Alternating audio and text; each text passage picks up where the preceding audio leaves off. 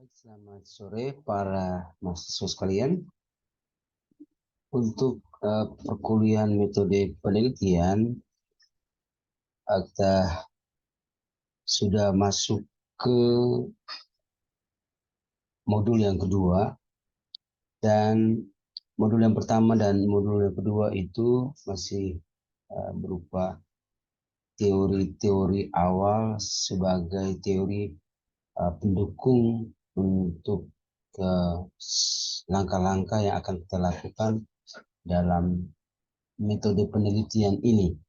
Sehingga di modul yang ketiga ini kita sudah masuk ke dalam langkah pertama dalam proses melakukan sebuah penelitian ilmiah. Setelah dari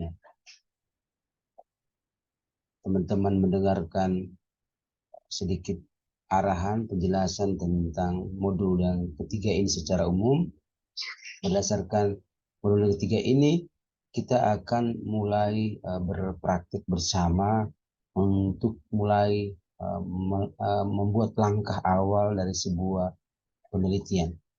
Sehingga di modul yang ketiga ini kita akan melihat bersama bagaimana rancangan penelitian yang sebagai rancangan awal ketika kita nanti mulai melakukan penelitian.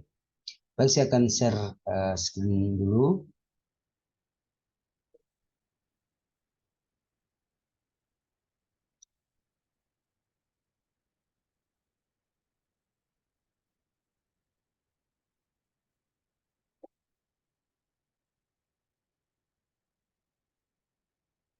Di dalam rancangan penelitian ini ada beberapa langkah-langkah awal yang menyusun sebuah bangunan rancangan penelitian yang akan kita buat, dan harapannya rancangan penelitian dalam modul 3 ini setelah para mahasiswa mempelajari membacanya sebagai sumber untuk nantinya kita mulai mempraktikkan bagaimana kita membuat rancangan penelitian, mulai dari langkah awal yaitu menentukan tujuan penelitian. Lalu tujuan penelitian ada beberapa bentuk, 7 bentuk yang kita bisa pakai di situ. Lalu kita masuk ke tahapan rancangan yang berikut yang harus dirancang adalah jenis penelitian. Untuk jenis penelitian ini saya membatasi 3 jenis penelitian yang kita pakai yang menurut saya kontekstual dengan penelitian teologi yang akan kita buat. Yaitu yang pertama penelitian jenis penelitian kuantitatif, jenis penelitian kualitatif, dan jenis penelitian campuran antara kuantitatif dan kualitatif. Lalu pada rancangan yang ketiga yang harus dipikirkan adalah tentang desain penelitian. Ada tujuan desain penelitian di situ, lalu bagaimana nanti teman-teman bisa membaca sendiri peran desain penelitian.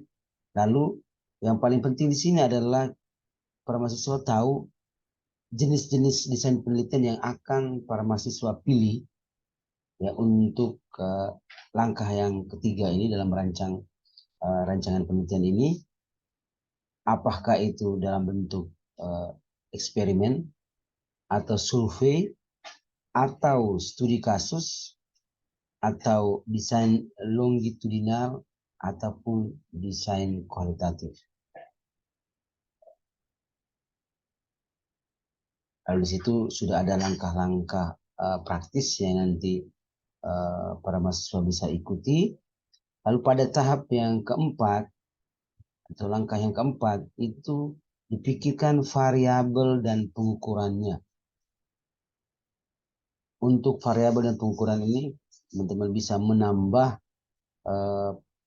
pengetahuan tentang variabel dan pengukuran ini lewat sumber-sumber yang ada di akhir dari modul ini. Lalu yang kelima itu teman-teman menentukan sampel yang diteliti nantinya, Sehingga harapannya adalah sampel yang teman-teman pilih itu representatif terhadap penelitian yang akan kita tuju. Lalu yang keenam itu pengumpulan data. Yang ketujuh itu adalah analisis data. Lalu di akhir dengan pelaporan hasil. Itu rancangan penelitian yang harus ditentukan. Sehingga para mahasiswa bisa membacanya secara lebih teliti sehingga dapat memahaminya dengan baik. Dan jika ada pertanyaan-pertanyaan yang terkait dengan langkah-langkah ini, harapannya dalam 1 minggu ini menuju ke minggu berikutnya, ketika kita sudah masuk ke dalam praktek untuk merancang sebuah penelitian, teman-teman sudah bisa memilih kira-kira tema apa yang akan teman-teman pilih sebagai penelitian dalam latihan kita ini, praktek latihan kita ini. Sehingga saya mengingatkan bahwa untuk modul yang ketiga, ini kita sudah mulai membuat praktek latihannya. Karena itu harapannya teori pada modul yang ketiga ini sudah dikuasai sehingga para mahasiswa sembari itu memikirkan kira-kira tema apa yang akan para mahasiswa pakai dan akan menyusunnya dalam sebuah rancangan penelitian dengan tahapan-tahapan, 8 tahapan yang ada di dalam modul ini. Ketika nanti mengalami kesulitan berkaitan dengan pemahaman terhadap 8 tahapan dalam 8 tahapan yang harus ada dalam sebuah rancangan penelitian ini, teman-teman bisa langsung berkonsultasi, bertanya kepada saya secara langsung, baik lewat WA maupun lewat email nantinya. Baik, demikian sedikit gambaran dari modul yang ketiga ini, sehingga harapannya teman-teman bisa menguasai modul yang ketiga ini dengan tahapan-tahapan yang harus ada di dalam sebuah rancangan penelitian. Karena itu, silakan memikirkan dengan baik tema apa yang akan dipakai dalam latihan kita berproses dalam membuat penelitian ini. Harapannya adalah tema yang teman-teman pilih itu sesuai atau kontekstual dengan jurusan teman-teman. Ya, sehingga tema-tema yang diambil itu dari tema-tema yang berhubungan dengan teologi. Itu sudah ada di modul kedua. Ya, modul yang kedua sudah memberikan modul yang pertama itu sudah memberikan tema-tema penelitian yang berkaitan dengan bidang teologi yang bisa teman-teman pakai dalam latihan membuat rancangan penelitian ini. Baik, demikian sedikit penjelasan dari saya terkait dengan modul yang ketiga.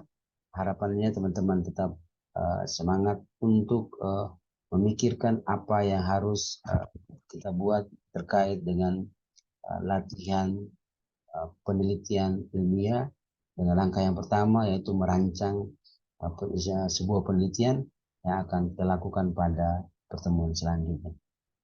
Terima kasih. Tuhan Yesus memberkati.